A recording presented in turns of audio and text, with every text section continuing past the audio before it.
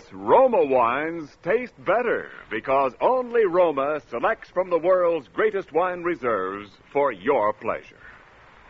And now, Roma Wines, R-O-M-A, Roma Wines, present Suspense.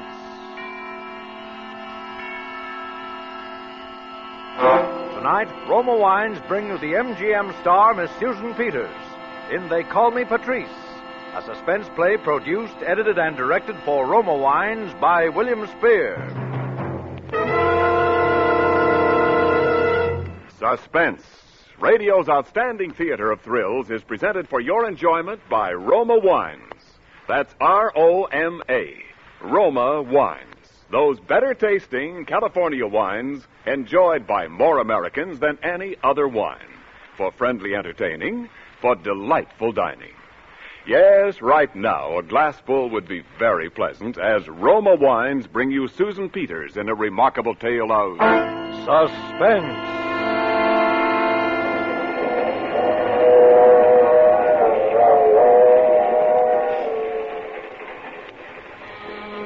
It was on the train that I first met Patrice. It was all over and done with, and I was on my way back to San Francisco. Not that I cared much just then where I was going, but at least I had friends in San Francisco, and it would be easier there as long as I had to start out from scratch again anyway. She was one of those friendly, trusting, wide-eyed girls who give you their life history at the drop of a hat. Besides, she was happy. She wanted to talk. She was a bride. My, that was a good dinner. Do you think I'll ever be able to cook a meal like that, Hugh? You can't do better than that. It's the divorce courts for you, young lady. Why, Mr. Hazard, I thought it was a wonderful dinner, and thank you. Oh, forget it. Nice to have you with us. Hugh, I think I'll step into the ladies' lounge here and do a little primping. I always feel so messy on these trays. Okay, I'll meet you back in our seats. You want to come with me, Helen? All right, yes. Well, tomorrow when we arrive, the worst will be over. Hugh says I'm silly, but I can't help being nervous. Nervous? About meeting his people. His brother and his mother, that is. His dad is dead. They're terribly wealthy, I guess. I suppose I'm a snob. That shouldn't make any difference, should it? It's nice, though. Oh, but they'll like you, don't you worry. But sometimes I'm afraid they'll expect that nothing less than a raving beauty is good enough for their Hugh. And I know I'm not that. Well, don't they even know what you look like? Not even a picture. Isn't that awful? But you see, we were married in Europe. We were both working for UNRWA. And then we had a chance to get a boat right back home the next day. And all we had time to do was to send them a cable. And now I'm scared to death. Well, does your own family live in California? Oh, I don't have any family. Oh, I'm sorry. Oh, that's all right. It was a long time ago. Oh, would you mind holding my ring while I wash? I have such a horror of losing it. It slipped down a drain in Paris once, and they had to take out the whole pipe to get it back. Oh, it's a lovely ring. Isn't it? I told you we shouldn't spend so much money on a ring. But you know how men are sometimes. Oh, let's see what it says on the inside. Hugh and Patrice. That's nice. Try it on if you want to. Isn't it supposed to be bad luck? I mean to take your ring off. Bad luck? I couldn't have bad luck. Oh, my, this road is rough.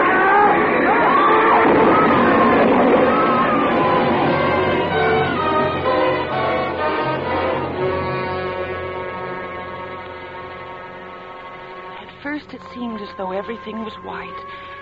White ceiling, white porcelain things around me. White uniform bending over me, the white coverlet on the bed. My hands lying there, pale and white, too. Then I saw a ring on the third finger of my left hand. I brought it up before my eyes. Things began to come back again. Well, how are you feeling now? How long have I been here? Almost 2 days. What happened? What happened to... To who? There was another girl. I was talking to another girl, and then... Is she all right? Did you know her very well? Just on the train. Is she all right? No. She's dead? Yes. Oh. Is there anyone else you want to ask about?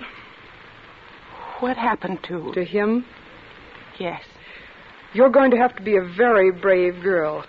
Can you be? Yes. Your husband wasn't saved either, Patrice.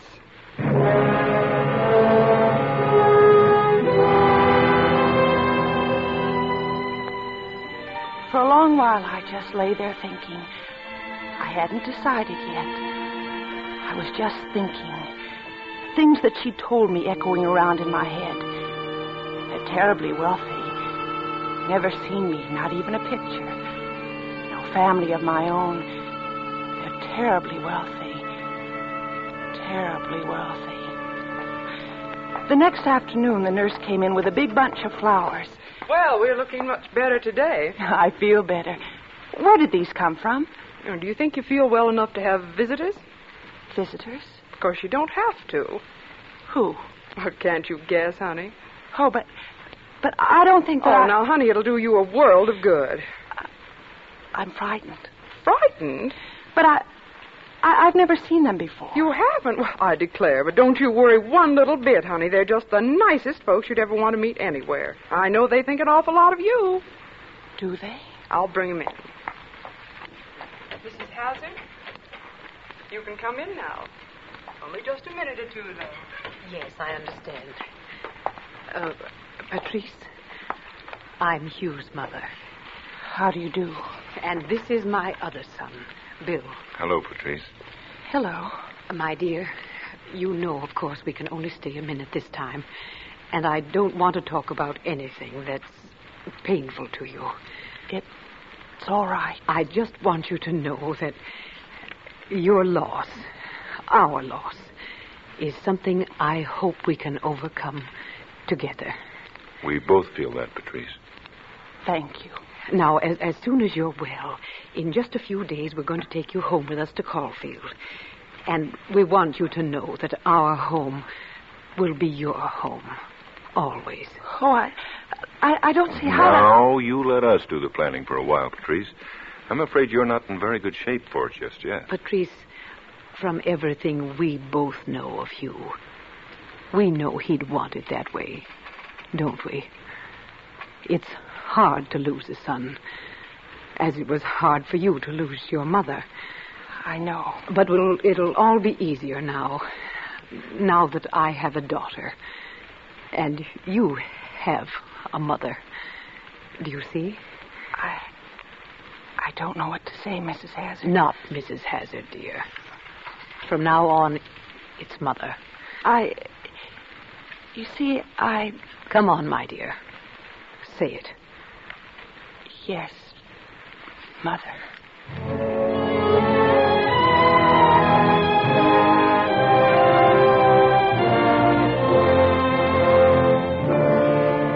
For Suspense, Roma Wines are bringing you Susan Peters in They Call Me Patrice by Cornell Woolrich.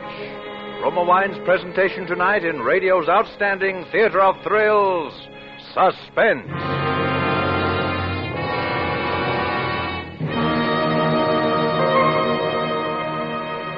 Between the acts of Suspense, this is Ken Niles for Roma Wines. 10 more shopping days till Christmas. And if your shopping isn't done, why not solve both your gift-giving and entertaining problems this easy, gracious way? Buy an assorted case of Grand Estate wines. Use several bottles for gifts of outstanding distinction. Use the remaining Grand Estate wines to serve your every holiday, dining, and entertaining need. Grand Estate wines, the crowning achievement of vintner skill, are presented by Roma, America's greatest winemaker. You can give or serve Grand Estate wines proudly to anyone. For the taste excellence of Grand Estate wines bespeaks your desire to offer only the finest. Distinguish your Christmas giving and hospitality with all 5 Grand Estate California wines. For gracious entertaining, medium sherry, ruby port, and golden muscatel. For distinctive dining, Burgundy and Sauterne. This year, say Merry Christmas smartly with Grand Estate wines. And now, Roma Wines bring back to our Hollywood soundstage Susan Peters in They Call Me Patrice, a tale well calculated to keep you in suspense.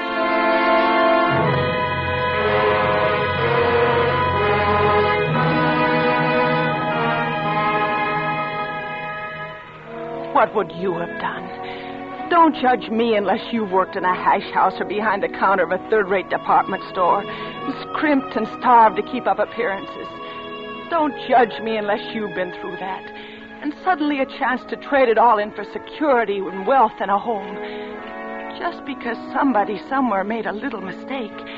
You're the daughter-in-law of a wealthy family in California. And all you have to do is keep your mouth shut and not deny it. What would you have done? I kept my mouth shut.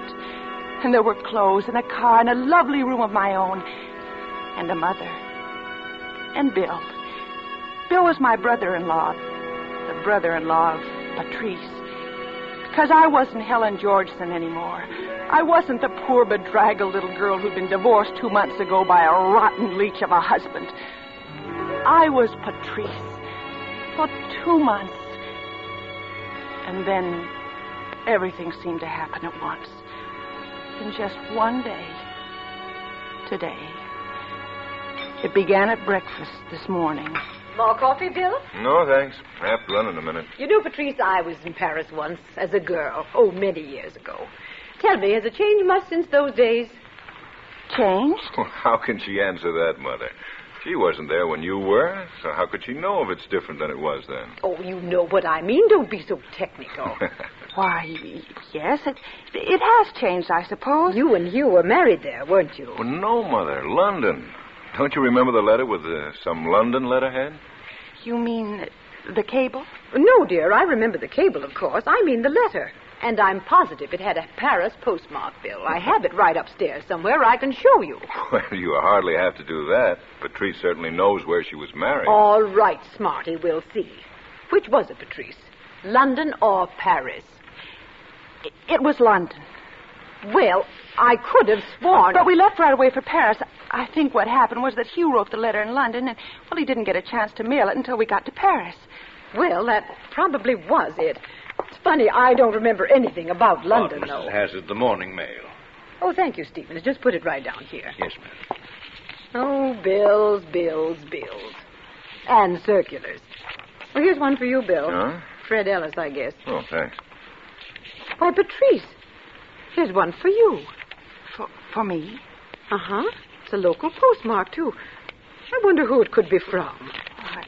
I don't know. But, Patrice, where are you going? I just remembered. I think I left the bathwater running. The bathwater? The letter was typewritten. Was unsigned. All it said was, I know who you are.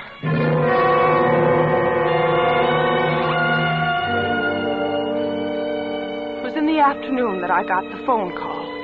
And the hours in between were almost worse than anything else that's happened. Wondering who it was that knew who I was. It was just by luck that I was downstairs when it rang. Hello? I'd like to speak to Mrs. Hazard, please. The younger Mrs. Hazard. This is she. Oh. Hello, Helen. This is Steve. Steve. Well, I'm glad at least that you remember me. I was afraid that, under the circumstances, you might have forgotten. What do you want? I want to see you. You know I can't do that. Oh, but I must. I want to hear all about it, the train wreck and everything. It can't be done. Now, Helen, I simply won't take no for an answer. You'll drive out of town along the lake road, and about 5 miles out on the left, you'll see a little bungalow with a green coupe standing in front of it. I'll be waiting. Look, Steve, Helen, for your own good, I think you'd better come. In fact, I know you'd better come.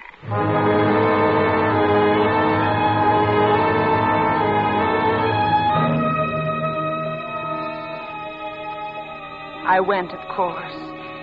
He hadn't changed. A little more run down at the heel, a little more cynical and sardonic than usual, perhaps. But he hadn't changed. Oh, no, he hadn't changed. And after I heard about the train wreck, it was comparatively simple. Oh, by the way, I identified your body. You owe me something for that, at least. Owe you something? Well, don't you think so?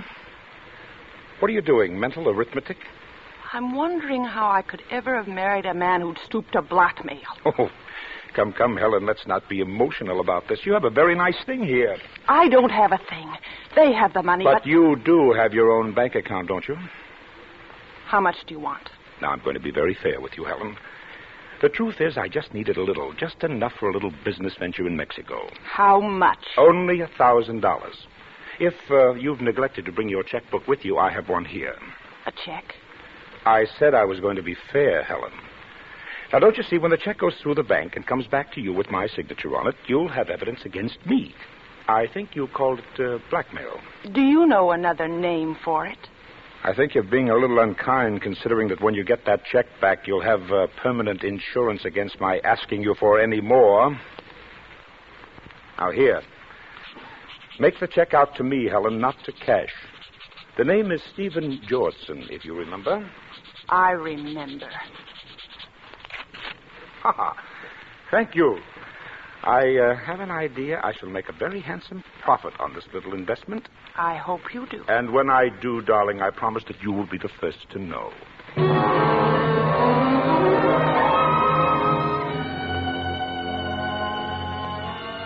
That should have been enough. Enough for one day.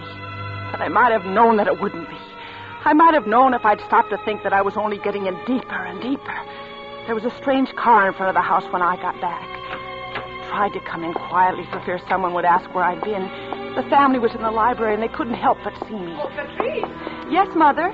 Won't you come in a minute, my dear? Patrice, do you know Mr. Winthrop? I don't believe I do. Mr. Winthrop is our attorney. How do you do? Sit down, Patrice. Join the party. Yes, dear, we want you to hear this. It concerns you. Well, I think I've just about done my part. The rest of it's up to you two. All right. Shall I sign now? Well, I think you'd better tell Patrice first. Don't you think she ought to know? Well, I'll tell her if you like. Perhaps I can explain it a little easier. You see, Mrs. Hazard is changing her will. Her will? Yes. Previously, her estate had been equally divided between her two sons. But now, since there is only one remaining heir, that is Bill, she is adding a codicil providing that one half of her estate shall now go to you. Well, don't look that way about it, Patrice. You're not doing anybody out of anything. I have the business Dad left me. No, you mustn't do it. Why, it was Bill's own suggestion, my dear. I don't want any part of it. Don't you see? She feels that way on account of Hugh. Well, I know, but Patrice. You'd better go after her. Try to talk to her. All right. Patrice, wait a minute. Listen to me. Patrice, what in the world? Oh, you and your mother have been so wonderful to me. Well, why not? You're one of the family now. Oh, I don't deserve it, that's all. Listen, Patrice. Something I want to tell you. Very seriously. I'll admit that at first I wondered if you're coming to us. If the money had anything to do with it. I wondered about one or two other little things, but now I know. Because I know you, but changing the will won't really make any difference now because I... No, wait, Bill. Don't. You know, don't you? Bill, not yet. This isn't the time. I know it hasn't been very long, but I've got to tell you now. I love you, Patrice. I want you to marry me. Oh, Bill. Is it as bad as all that? I know I didn't say it right, but I see you every day, Patrice. I'm with you every day. I just... Why couldn't you have given me just a few more days? Then there is some hope, Patrice? I don't know. Patrice, is it the past? Oh, no. I've never really been in love. I've got to go now, Bill. Are you afraid I'd kiss you? I'm afraid I'll want you to.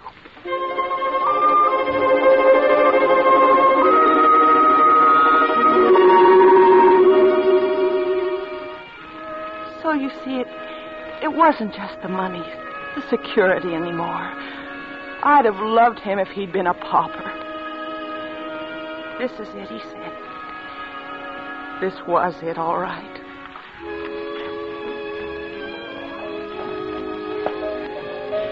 First, I hadn't wanted to go to the dance at the country club and be stared at and asked tactful questions about Hugh. But now I was glad. Now it was pure escape from the turmoil of my thoughts, the guilt and the indecision. Pure escape, I thought. Well, if I'd known you danced this well... Do I? Hasn't anyone ever told you that before? Oh, not really. Well, then I'll continue. that you're by far the most beautiful girl here. Am I? You know quite well you're perfectly aware of all this. And if you weren't, one look at the stag line would tell you. Patrice, what's the matter? I must have stumbled. Stumbled? Not you. I beg your pardon. May I cut in? Oh, Mrs. Hazard? Mr. Georgeson. Well, this is a very great pleasure, Mrs. Hazard. Bill, I'll see you later. Right, Patrice. What are you doing here? Oh, I've been moving in quite the best circles, didn't you know? You shouldn't be dancing with me. Why not? You know why not. It's not safe. Is there anything that is for someone in your position? Leave me alone, can't you?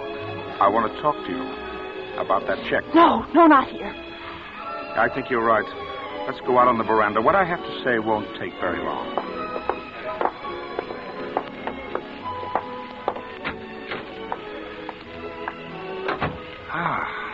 Yes, I think it's much better out here. All right, Steve. What about the check? Oh, yes, indeed, yes. It's quite the nicest check I've ever had. In fact, I've still got it. Aren't you going to cash it? I'm afraid you weren't thinking very clearly this afternoon, Helen. Remember, I told you that once that check passed through the bank and came back to you with my signature on it, you would be holding evidence against me? Yes. Well, of course, if I don't cash it, if I just hang on to it, then I'm holding evidence against you. Quite damaging evidence, you see. What do you want now? Helen, I'm afraid I'm not interested in a mere $1,000. Then give it back to me and I'll give you more, whatever I can. Oh, no, Helen, no. I have no intention of giving this check back to you. But do you see this envelope? Yes.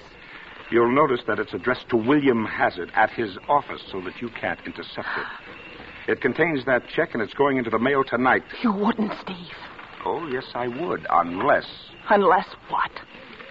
Unless you take a little drive with me that I've planned for tonight. It's not far, just to Hastings, but it's just over the state line, and there's a justice of the peace there. Justice of the peace? Yes, and he's going to make us man and wife all over again. Mr. and Mrs. Stephen Georgeson. Steve. No? Then I'll mail the check tonight. Why? Why do you have to do this? Mrs. Hazard, whom you've been calling your mother-in-law, can't last forever. And when she goes, of course, you'll inherit, I should estimate about $200,000. Under the law, as your husband, a third of that is mine. And for that kind of money, darling, I can afford to wait. How could you? How could you? You're the bride. I'll let you choose the time, but it must be tonight. Steve, there must be some other way. There isn't. It's tonight or I mail the check. All right. But late. It's got to be late. I see your point. 3 o'clock. All right. I'll meet you at your house at 3 o'clock. And be on time, Helen, because the United States mail is always on time. Oh, there you are, Patrice. Oh, well, good night, Mrs. Hazard. I've been looking for you. I wasn't too long, was I? No. Do you know that fellow, Georgeson? No, I... Well, I'm glad you don't. He's no good. Oh. It seems he's a professional gambler. Wasn't sure until tonight. But he's done some of our members out of quite a little money, including me. Bill, would you take me home? I'm terribly tired. Of course I will. Thanks. Patrice. Yes, Bill? Have you thought about what I said this afternoon? Yes, Bill. Well? I can't give you an answer now. Will it be soon? Yes, Bill. Soon.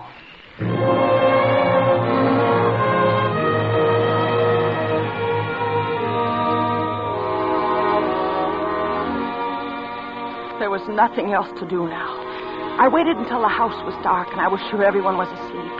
And then I slipped out and got the gun that I'd found one day in a cupboard in the garage and drove out to meet Steve.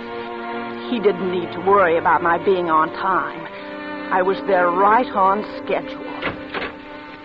Well. Come in. Anything you'd like to have before we start? Yes. I'd like to see the check. Why? Oh, I just want to make sure you still have it. Oh. All right. Here it is, right here in my coat. Helen, put down that gun. You deserve this. You deserve every bit of it.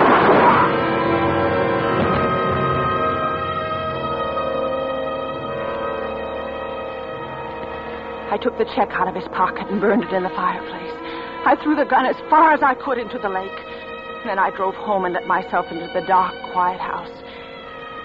And although I had just killed a man, I slept like an innocent child.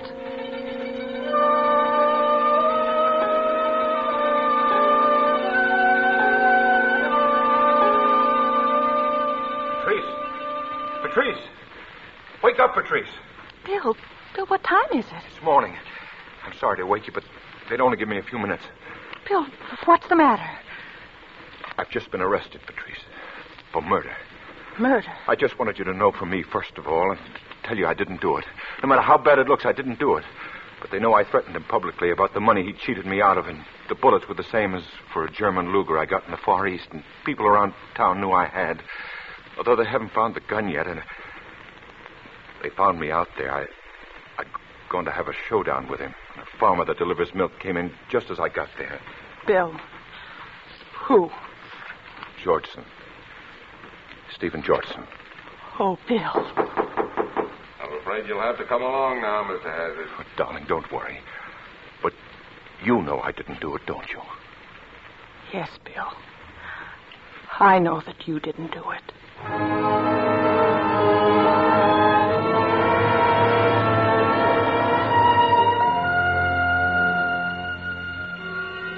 That's why I've written this. It's one of those things you read about in the papers. A signed confession. Oh, they've been terribly nice to me. Hired the best lawyers. They say maybe I won't get too bad a sentence. And Bill says that no matter how long it is, he'll still be waiting. But I wonder.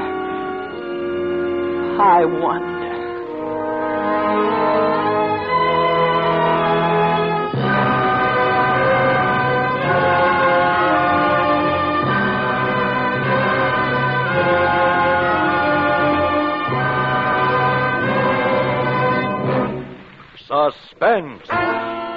Presented by Roma Wines, R-O-M-A, selected for your pleasure from the world's greatest reserves of fine wines. And now we bring back to our suspense microphone the star of tonight's play, one of Hollywood's finest young actresses, Miss Susan Peters. Thank you, Mr. Niles. I didn't know you cared. Why, Susan, you know very well that everyone on Suspense is mad about you.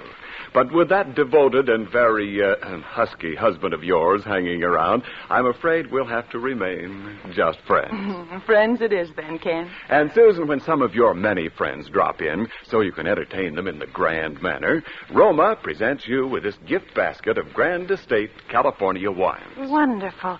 Your Grand Estate wines will be just the thing for the holidays. Right, Susan. There's nothing finer than Grand Estate Medium Sherry on any occasion.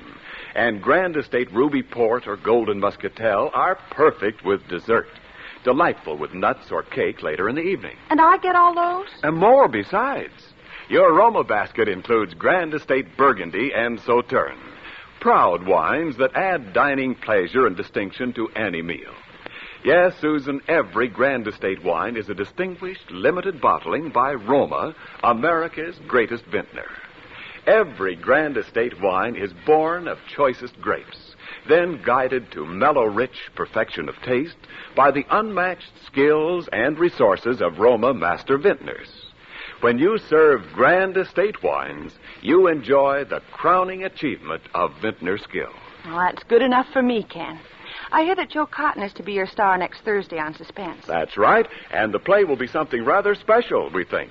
Next Thursday, you will hear the premiere of The Thing in the Window, the very newest thriller to come from the pen of Lucille Fletcher, who has written some of our finest suspense plays, including the one which is probably the most famous of them all, Sorry, Wrong Number. Well, that I'll certainly have to mark off as a red-letter day on my calendar next week.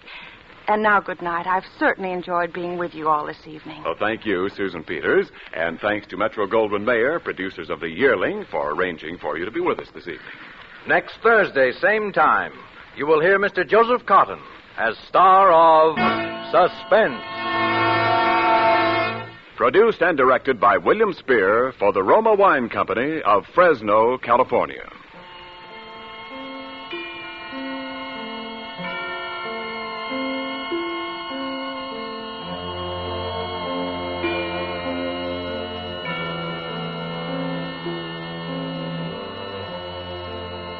Stay tuned for the thrilling adventures of the FBI in peace and war, following immediately over most of these stations.